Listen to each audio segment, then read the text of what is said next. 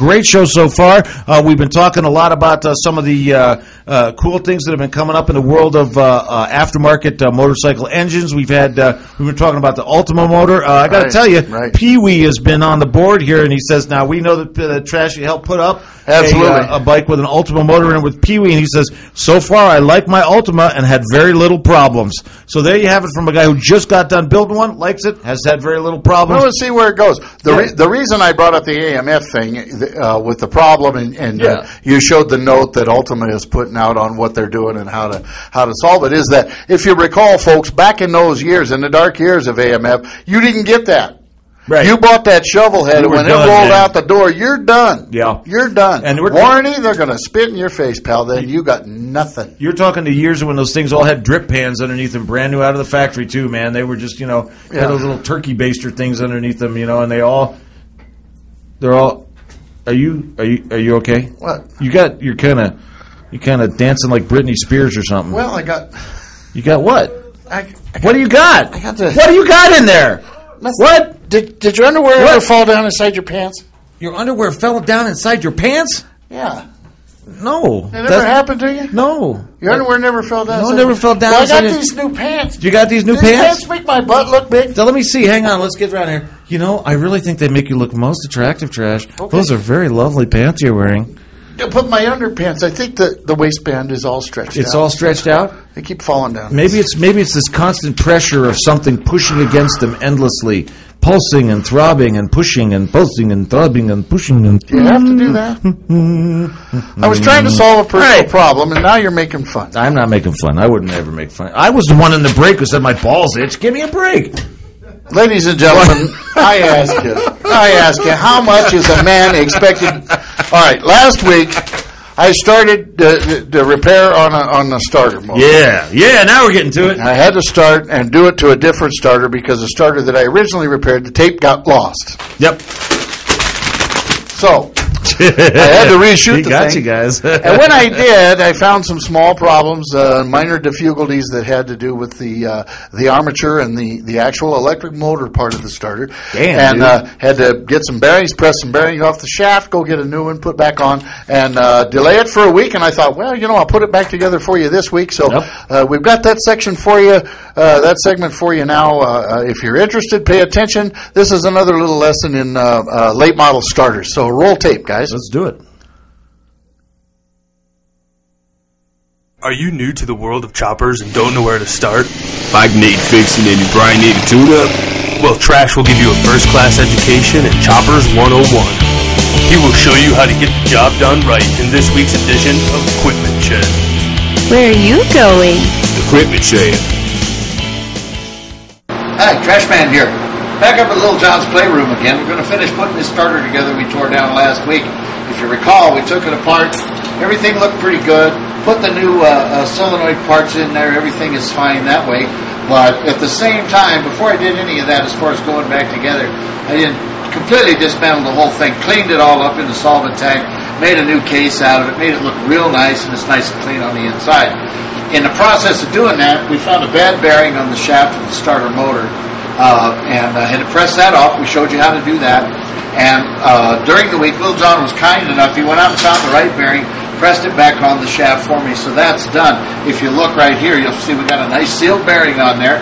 Probably going to outlast the bike and me and every other damn thing. I don't think I'm going to be riding this motorcycle 25 years from now.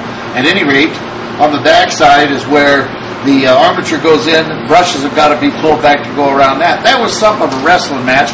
And Grumpy and I both got these fat fingers. We're trying to get it in there, and it just wasn't a good way to get a good shot of it.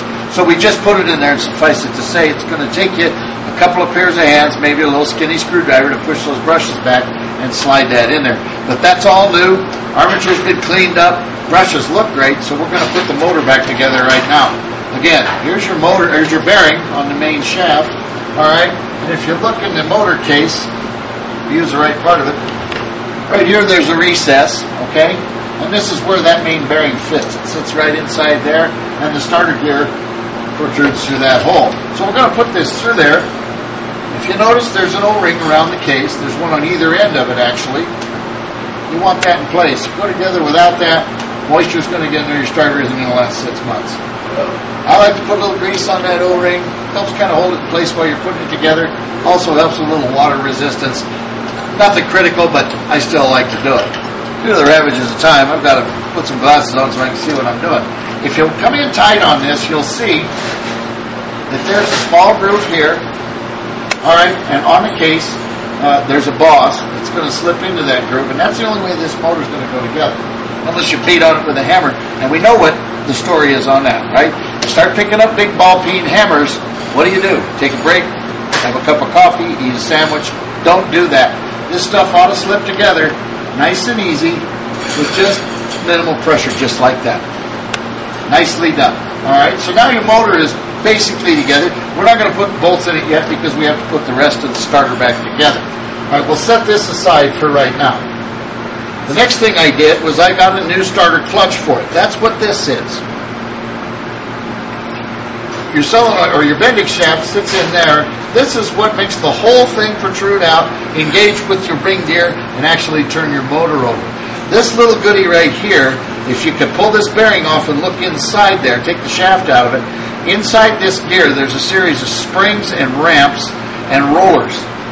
What happens is when this turns with the motor, okay, those rollers are forced up by the ramps and they grab the starter shaft, and that's what spins it. When the motor starts, it's spinning against those the other direction, so it allows it to spin. All right, these go bad for a lot of reasons. Sometimes when you start your motor, you'll notice it'll kick back. When it does that, it's kicking directly against those springs and it's putting flat spots on your rollers. And after a long time, you know, a lot of high miles, the rollers get bad, they get flat spots, they won't hold. You can actually grab the shaft of that starter and hold it while the motor spins. That tells you that your clutch is bad. So I replaced the starter clutch. No question there that that was necessary. It fits right inside this casing, and it slides in there nice and easy, okay? But you have to get it in there nice and square, okay? And when you do that, it'll pop right into place. We're going to put it on the arbor press. Make sure we press it down nice and even. Here we are at the arbor press. Big deal that is. We got the bearing sitting down here, or excuse me, the clutch sitting down here in the case.